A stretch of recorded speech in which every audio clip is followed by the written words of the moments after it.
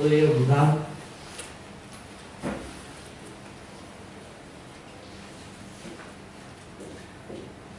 Aquí la cuestión inicial de el egocentrismo, heteronomía, descentración, autonomía. Aquí, entonces, las cuestiones que Kohlberg introdució, o sea, el desarrollo lógico formal de aprender, hablar, a entender, no es condición necesaria, es necesaria pero no es suficiente para desarrollar una conciencia moral. O sea, que yo conozca cosas no es suficiente para que yo haga mi moral, ¿no? Es decir, y ayer te mostraba cómo se conocía, ¿sí? Se conocía autónomamente. ¿Cómo nos formamos epistemológicamente sujetos de conocimiento? Exacto. ¿Cómo? Y por tanto, la capacidad de un pensamiento lógico formal, que normalmente la educación es responsable, no solamente, pero normalmente, y ahí hay, por ejemplo, la educación como un derecho humano fundamental, porque es uno de los medios modernos para permitir que los sujetos sean sujetos cognitivamente capaces de un pensamiento lógico formal. Bueno, eso es una condición necesaria, como dice Héctor, pero no suficiente para la conciencia moral. ¿Por qué? Porque todos nosotros sabemos que la educación es fundamental, pero ¿cuál es el contenido?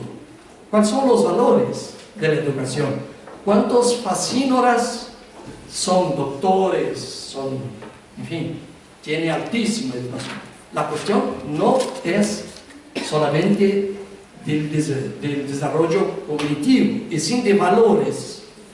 Y eso introdujo Kohlberg, y ahí ha dicho, bueno, dos condiciones ausentes en el pensamiento lógico formal y necesarias para se atingir el nivel máximo de moralidad: la necesidad de role-taking, o sea, la tomada del punto de vista de los otros y la coordinación de esos puntos de vista. O sea, cómo establecer una relación dialógica en las prácticas cotidianas. Eso rompe, y por eso Habermas también adoptó, embora fuertemente de carácter normativo, y ahí se perdió la fuerza por su exagero normativo, pero la idea de que una democracia radical sería exactamente la capacidad de ejercer el role-taking, o sea, tomar el punto de vista de los otros y coordinar las acciones a partir de esos puntos de vista. Por eso la idea de la democracia procedimental, deliberativa, ideal, sería eso. Claro, estamos hablando que hay prácticas aproximativas. Y ahí entra, por ejemplo, hasta qué punto los presupuestos participativos, para allá del asambleísmo, crean condiciones de ejercer la argumentación con características de colocarse en lugar de los otros. Establecer relación en lugar del otro, ¿no? Porque significa que tenés que escuchar el argumento, tenés que contraargumentar, tenés que relacionar. Es decir, el individuo moralmente, cuando tiene valores, él puede ponerse en una posición, si se quiere, más abstracta, que puede pensar todo pensando lo de los otros, no piensa solo en él. La idea de descentrarse es esa. Yo puedo conocer mucho, puedo ser un gran conocedor de todo, porque moralmente puedo ser un hijo de puta. ¿Entendés? O sea, ahora, el tema es entonces, ¿cómo se relaciona conocer con el desarrollo moral, ¿no? La conciencia moral estaría dada. Muy importante esto, porque yo siempre digo, ¿de qué le sirvió estudiar tanto? Bueno, y ahora me lo explico. Claro, le falta la otra parte. Pero eso no estaba, ese pensamiento no estaba en la base del inicio del presupuesto participativo. O estaban sin desarrollo, estaba como una cuestión natural. Sí, Claro. la Porque no era idea, el pensamiento marxista, leninista, trotskista del PT de Porto Alegre. sí, al inicio sería construir sujetos revolucionarios Que transformaran la... sí, que espontáneamente, al participar del presupuesto participativo, se tornarán ciudadanos mejores y, en fin, por ahí la idea. Que pasa que ese espontaneísmo, essa ausência de uma pedagogia, ou seja, uma metodologia para o pressuposto participativo, que requer levar em consideração as desigualdades da gente que participa. Por exemplo, isso está claríssimo desde a primeira encuesta. O pressuposto participativo é uma instituição inclusiva, permite que a gente mais pobre, com menor escolaridade, participe. Pero, quando se trata de solicitar quem conhece mais as regras do jogo, aqueles que têm menor escolaridade conhecem menos do que aqueles que têm uma escolaridade maior, que dominam as regras do jogo e nem sempre, quase que a grande maioria, não socializam as regras do jogo, se utilizam egocentricamente para maximizar seus interesses. ¿Entiende? Entonces, ahí entra la cuestión de ¿cuál participación? ¿Con qué metodologías? ¿Cómo se da el proceso participativo? Y el caso de Porto Alegre vigoró totalmente la idea espontaneísta de una pedagogía espontánea, asambleísta, baseada en la cantidad. O sea, estamos muy bien, el mundo está mirando para nosotros, somos la luz del mundo, aquí tenemos los extranjeros que están viendo, estamos acá diante de una asamblea con 1.500 personas, y ahí gente pobre, negra, favelados están participando. Bueno, muy bueno, pero ¿qué transformación eso trae? Além de la transformación social, de prioridades, de políticas públicas, esa es la cuestión. Además de resolver lo que la gente necesita, ¿produce algún tipo de transformación en el orden de la conciencia moral, de los valores? A eso me refiero. ¿O es solo un lugar donde yo conozco y puedo resolver lo que necesito? Ese sería un poco... El interrogante que me surge recurrentemente es ¿cuál es el locus? Y no sé si está bien la palabra. ¿Cuál es el sitio en donde se construye esta conciencia o esta construcción de ciudadanía? Digo, ¿es realmente una política pública la que además tiene que competir con los medios de comunicación y con todo lo que el mercado utiliza para construir ese sujeto? Que yo quiero darle otra orientación desde una política pública inclusiva. Sí, yo diría, ¿por qué no nos concentramos en este tipo, si se entiende la lógica que él plantea de la conciencia social diferente de la conciencia política?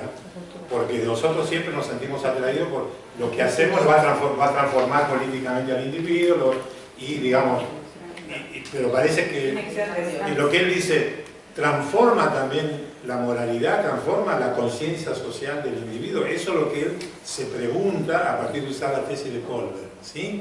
Entonces ahí vamos a ver cómo él va a hablar con que hicieron el presupuesto, con la gente del presupuesto participativo para tratar de medir eso, porque eso es lo que está poniendo en duda. No está en duda de que la persona necesitada no consiga lo que pueda conseguir o no. Él sabe lo que necesita y a lo mejor puede negociar ahí, puede conseguirlo. Eso no se pone en discusión. Esa cuestión social se resuelve de ahí adentro. Pero la pregunta de él, ¿es una escuela de ciudadanía? En el sentido es, ¿construye una conciencia social en la cual el individuo incorpora valores que le permitan mirar la historia y su posición desde otro lugar? Esa es la pregunta que se hace, ¿no? Vamos a ver qué responde, porque no sabemos si nos va a decir sí o no. Eso es lo que nos va a contestar ahora. Claro, sí, porque sería, si la pregunta fuera, ¿es una escuela de ciudadanía política? Ahí las encuestas de cultura política responden. Pero si hablamos o pensamos de una escuela de ciudadanía, no solamente política, pero social, en fin, más amplia, allí otras cosas, pero tu preocupación es fundamental, sí, porque hay múltiples agencias y, que entran en Europa. Entonces, decía, la necesidad de tomar el punto de vista de los otros, y segundo, ahí introdujo la cuestión de valores, que sería el principio de justicia, algo que Piaget no se preocupó. Bueno, entonces, allí adoptó el criterio de justicia creciente para con la relación teoría e investigación empírica. No, aquí no estamos diante de un autor que solamente filosofó, no, se trata de un psicólogo que movilizó una tremenda bibliografía filosófica y sociológica con mucha investigación empírica para construir ese arcabouço teórico. Arcabouço es arsenal, ¿no? Es instrumental. Sí, una arquitectura. Y ahí, entonces, el criterio de justicia creciente, relacionando las nociones de igualdad, equidad y reciprocidad da perspectiva sociomoral de cada individuo en relación a los otros. O sea, esa justicia creciente, más adelante vamos a ver ejemplos, ela significa la relación de las nociones de igualdad, equidad, reciprocidad, de la perspectiva sociomoral de cada uno de los individuos en relación a los otros. Bueno, y ahí, entonces, la arquitectura que el autor organiza, propone, es una arquitectura de carácter universalista de forma creciente. O sea, en primer lugar, 3 niveles. Estos niveles están relacionados a la relación de la perspectiva sociomoral que hablamos ahora, ¿sí? Entonces, desde un nivel más egocéntrico hasta un nivel más descentrado, pero baseado en criterios de la justicia creciente. Anteriormente fue hablado que se trata de una teoría universalista. Eso es una cuestión, si gustamos o no gustamos, estamos a favor o no estamos a favor. Bueno, entonces estamos a favor, vamos a entender que estamos a favor.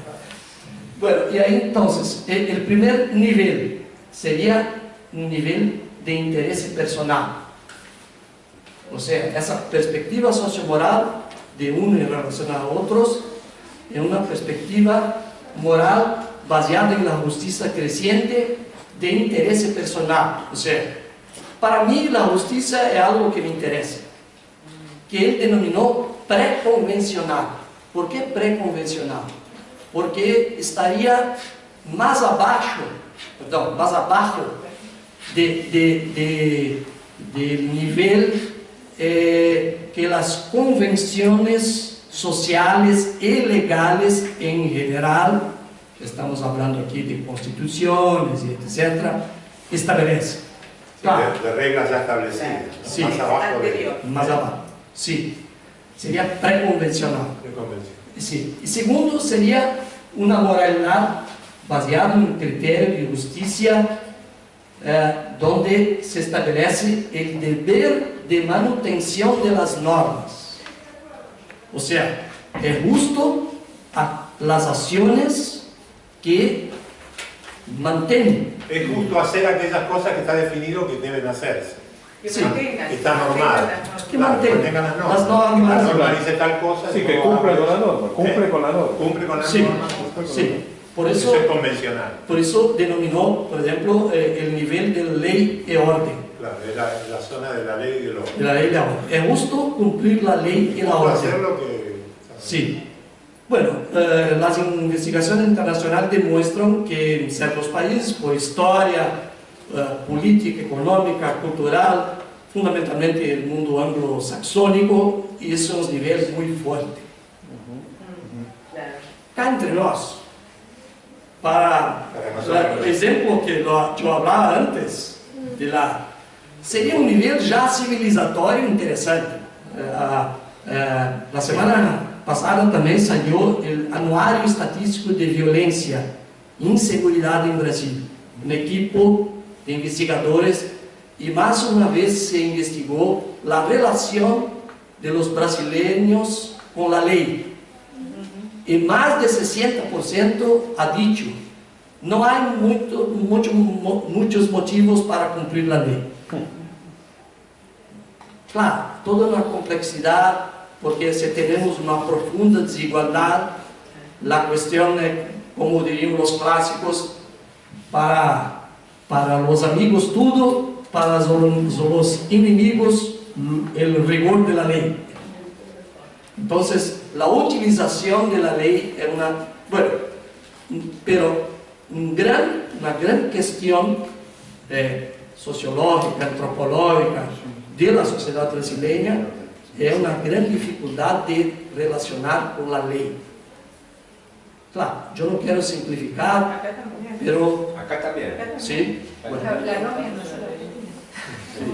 Bueno, por eso, entonces como hay como un... claro. Aí, Hector conheceu em Rio de Janeiro o Jeitinho Brasileiro, jeitinho, aquele... famoso Jeitinho Brasileiro, que é uma instituição sociológica. Claro, está todo normado, pero te dicen, da un jeito, arreglamos de una manera, por abajo, por el costado, por el otro lado, ¿no? Entonces la norma no se trata de no cumplir, ¿no? De que no hay por qué cumplirla, ¿no? É como burlar a norma para que eu consiga o que quero.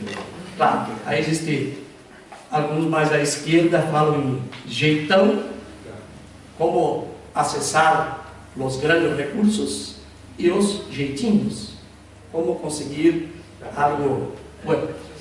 A questão de lei e ordem, portanto, como dizia, em Estados Unidos e em outros países, há histórias incríveis, que aí eu fui, como diz, colecionando sobre relatos por exemplo, da cultura alemã, etc. Como a questão da lei e da ordem é muito forte, fortíssima.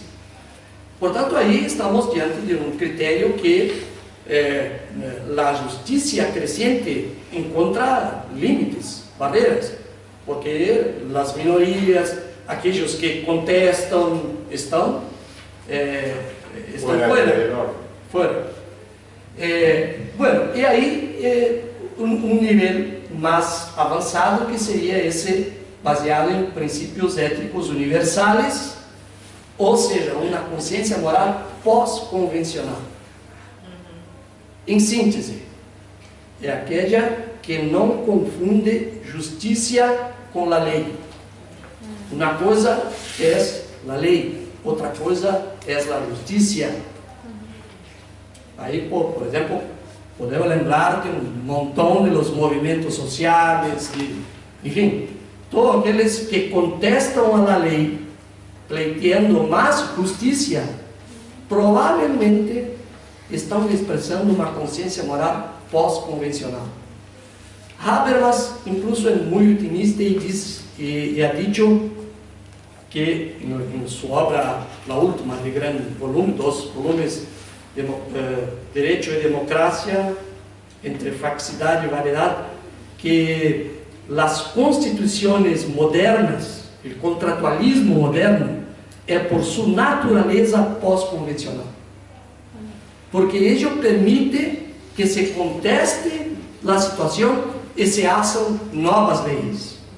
Ou seja, os direitos são permanentemente planteados e questionados, e isso se dá com as constituições modernas.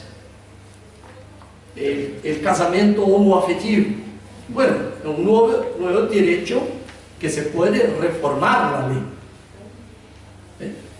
Bueno, então aí, além desses níveis, de uma forma mais pormenorizada, também chegou a estágios. Não sei se... Sim. Dentro de cada nível haveria estádios mais ou menos descentrados. Então, dentro do nível pré-convencional, que seria a orientação para punição e obediência, um estágio muito primitivo, verificado principalmente por exemplo, em situações de cárceres. Eu tenho que fazer o que me faz sobreviver. Se tenho que matar o outro, lo vou golpear e matá-lo porque tenho que sobreviver. Esse é o estágio claro. Primario. Sim. Outro seria o individualismo hedonista.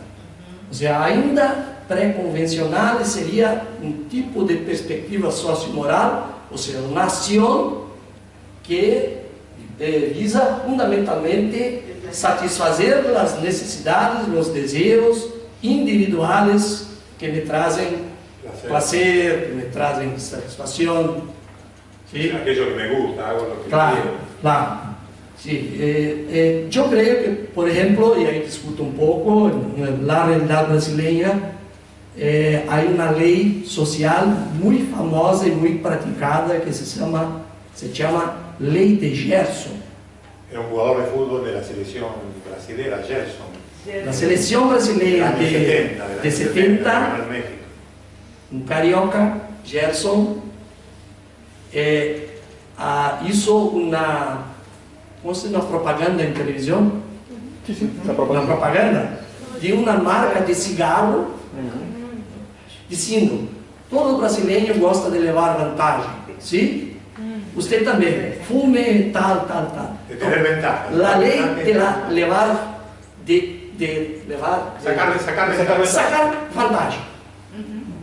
O sea, y ficou conocida nacionalmente como Ley de Gerson, que es muy practicada. Porque sacaba ventaja fumando. Yo pienso cómo sacar vantagem das coisas. As coisas que podem me trazer vantagens.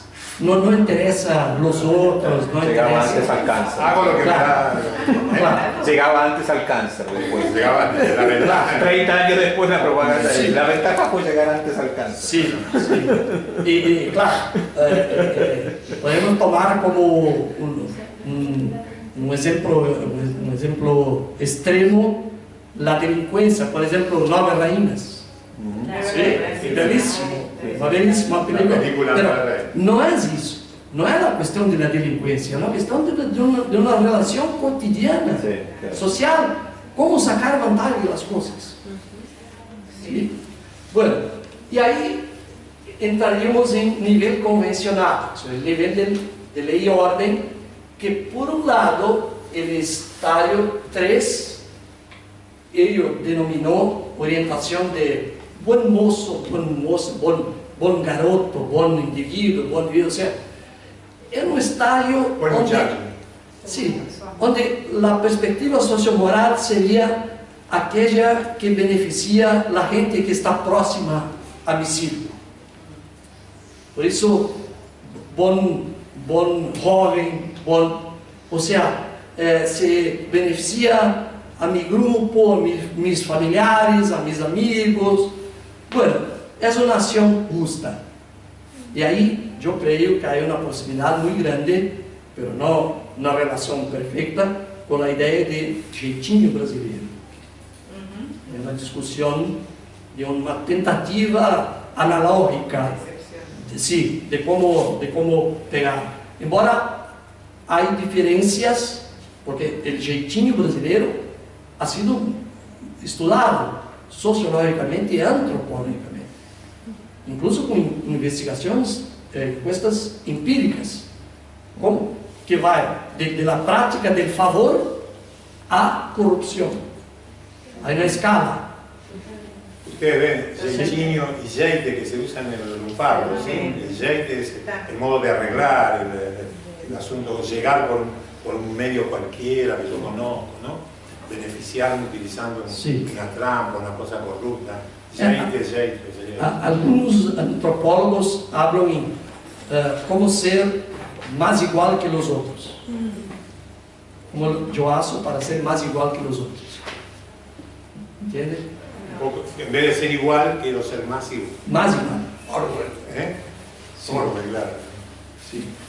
Bueno, y ahí entonces el estadio 4, que sería puramente de la ley y orden, o sea, preservación del sistema, justo aquello que está en la orden, en la ley, y ahí ciertamente históricamente poderíamos pensar hoy en varios países europeos que están viviendo los graves problemas con la inmigración, países que fueron colonialistas, por ejemplo en Francia, la gente que descendente de los países colonizados, y no son nem considerados franceses y tampoco son argelinos, marroquinos, y ahí hay movimientos, incluso algunos años atrás, de profunda rebeldía, pero la idea de ley y de orden es muy fuerte para una parcela de la sociedad.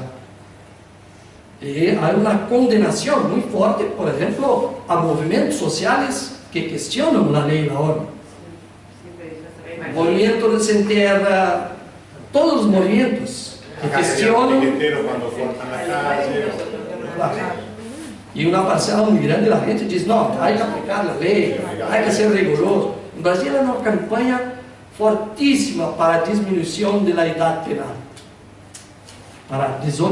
de 18 para 16 años. Uno de los motes de la campaña de Aécio era ese, porque hay un grande apelo social frente a la inseguridad, a la violencia. Y sabemos que las prisiones brasileñas son de edad media. Perdió la posición. Se perdió. Perdió por poco, pero perdió. Pero hay un apelo social muy fuerte. Hoy, si se hace un plebiscito, una consulta popular, aprobarían pena de muerte y disminución de edad penal. Bueno, Uruguay. Es fortísimo.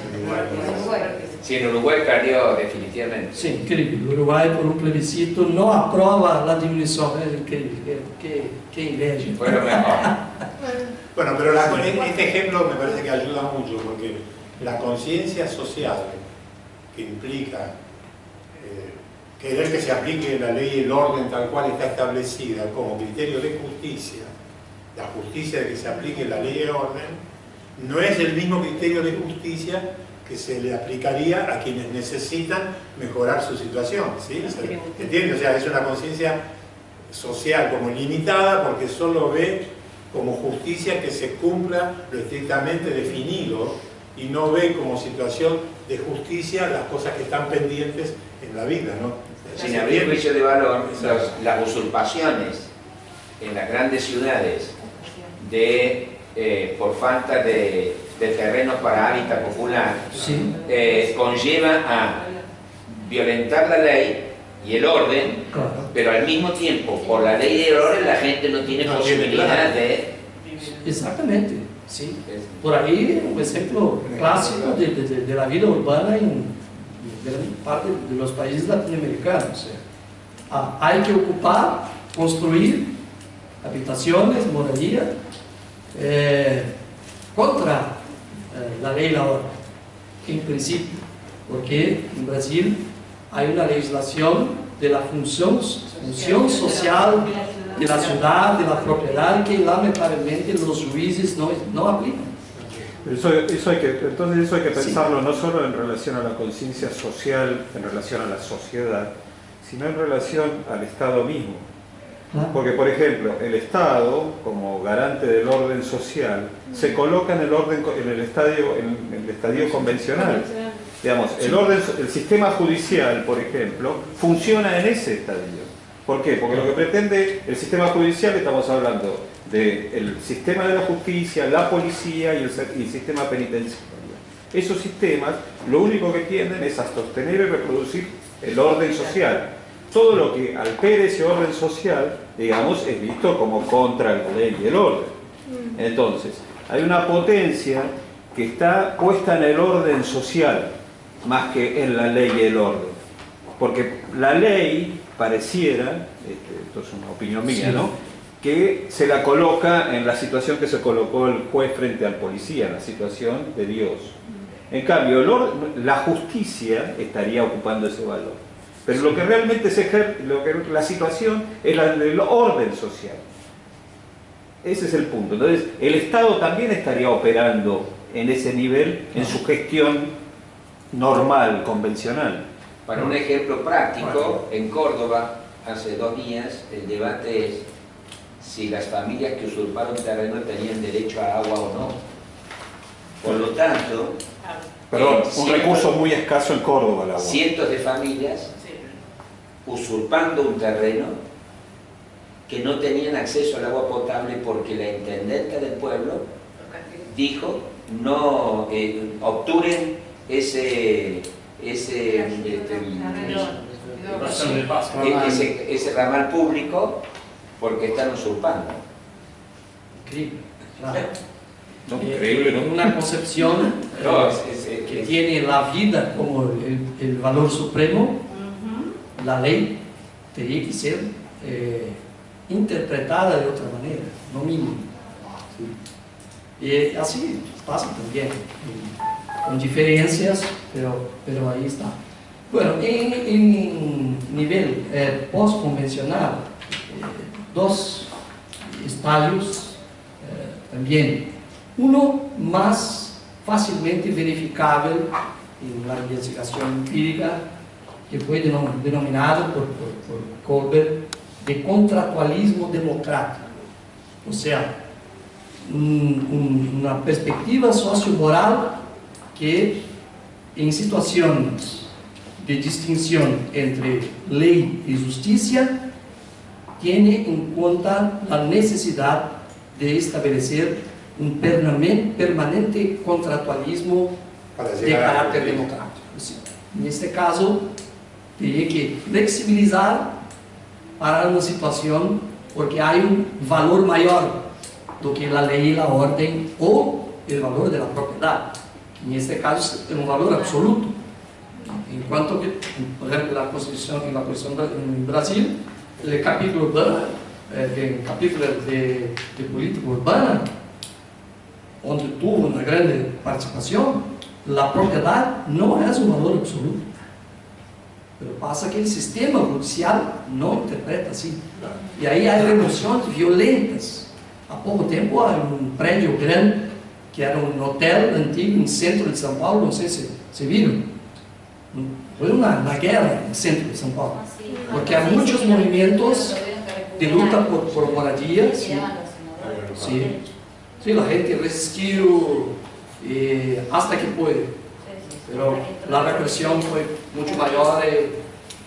En Barcelona mismo, acá también, por ejemplo, con la reforma del Código Civil no se incorporó la función social de la tierra, de la propiedad. Y sin embargo se avanzó en otras institucionalidades de familia, en reconocimiento reconocimiento de los derechos de la mujer, de género, bueno, Sí. cuestiones de la familia, pero no se avanzó con esa.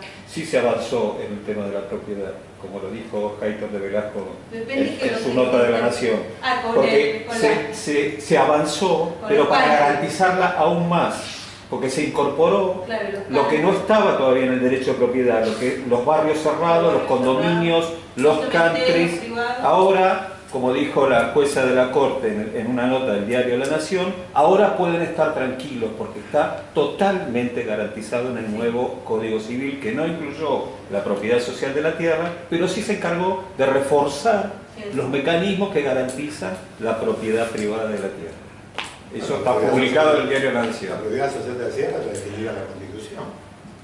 Sí. Claro, También está legislada en la provincia de Buenos Aires, pero no se aplica. Me parece que estamos en otra discusión, pero tratemos de entender estas categorías porque son las que él va a usar para medir si el presupuesto participativo produce o no produce conciencia social.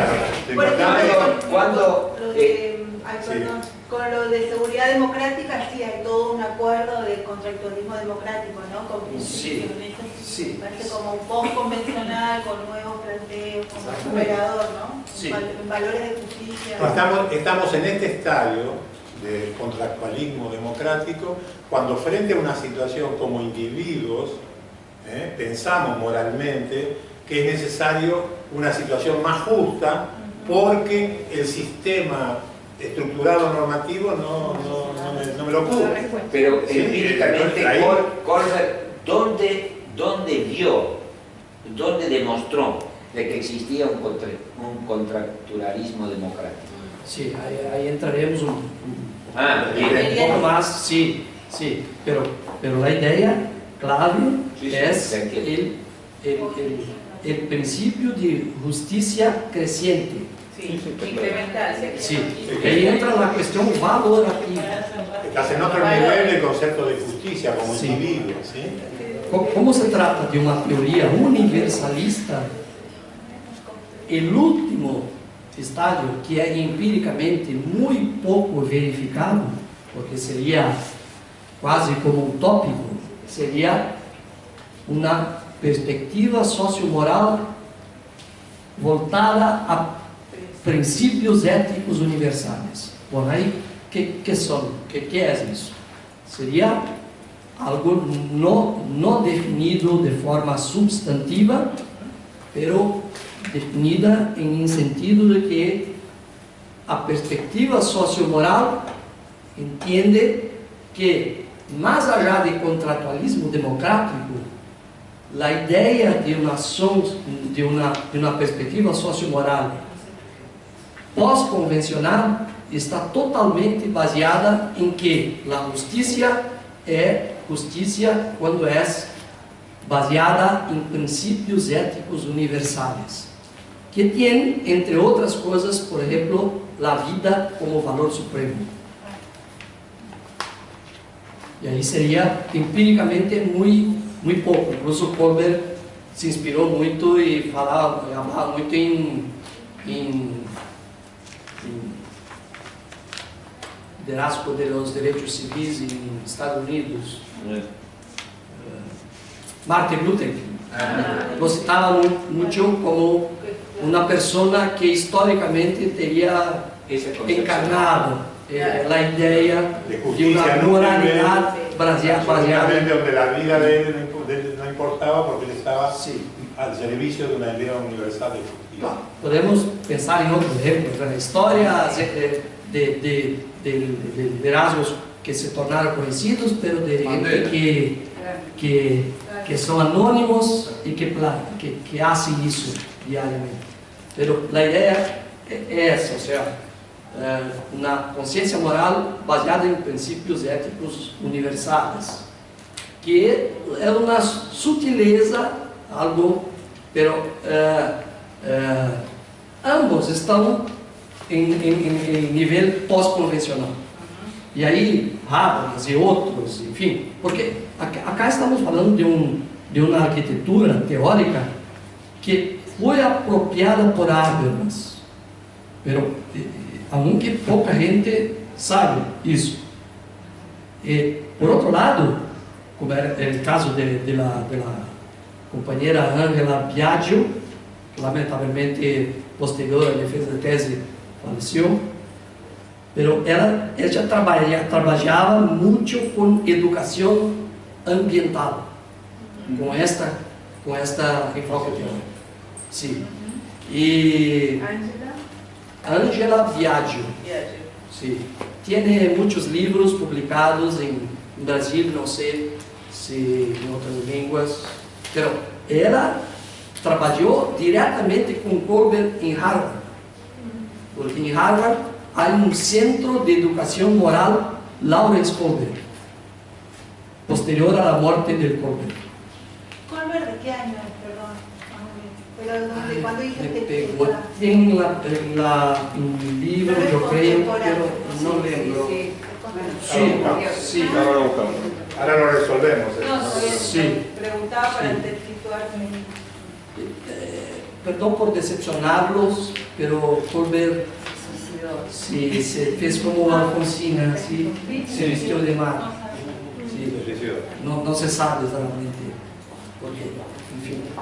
Era joven, relativamente con menos de 60 años cuando eso pasó. Pero todos dicen, incluso Angela Biagio, que se trataba de alguien muy especial en términos de... El libro de Colbert 69, 71, 70, 81, 84, 87. Entre 69 y 87 son los libros. Sí. Bueno, entonces, para terminar este etapa, ahí hay una tentativa que yo establecí de transformar esa arquitectura teórica en una tipología de conciencia de ciudadanía.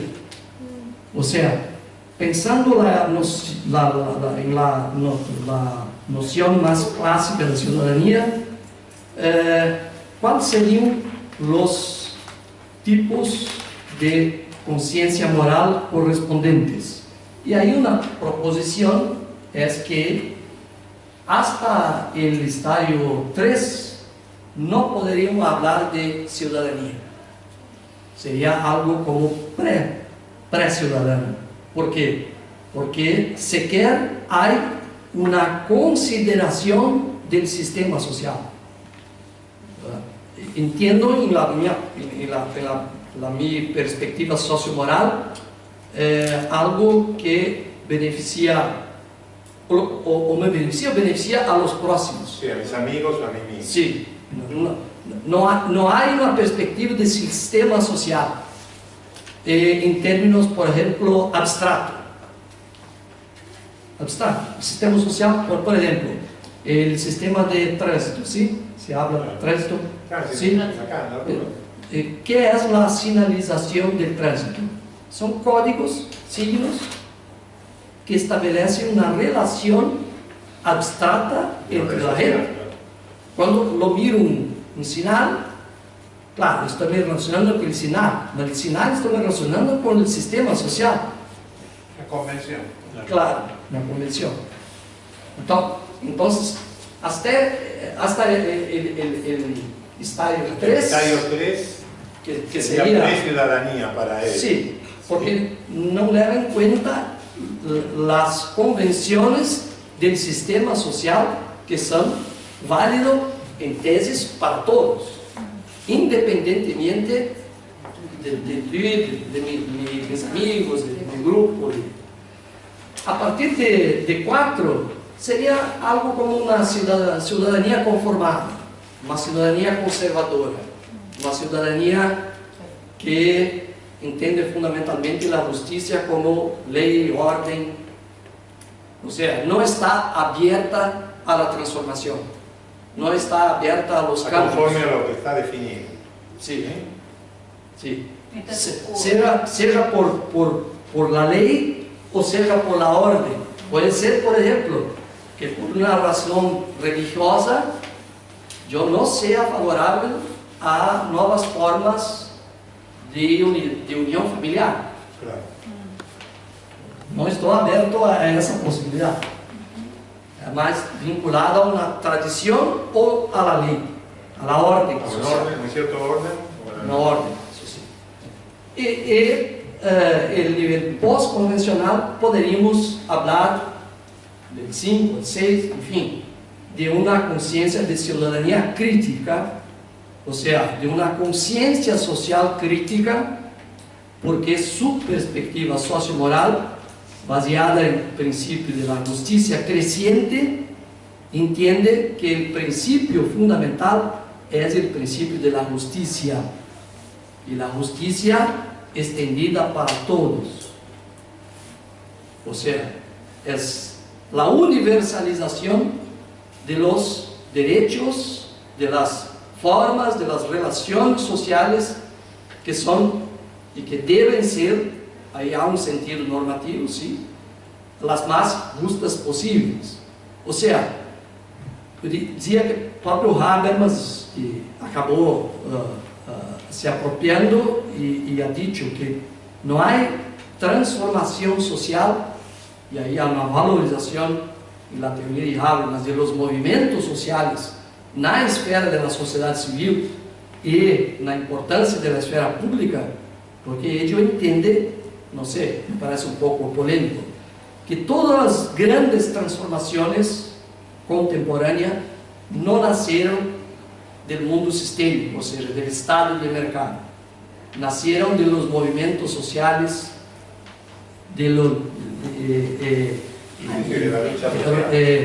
impregnados de los cambios que se dão na vida cotidiana, no mundo da vida. Enfim, é uma tese, ele cita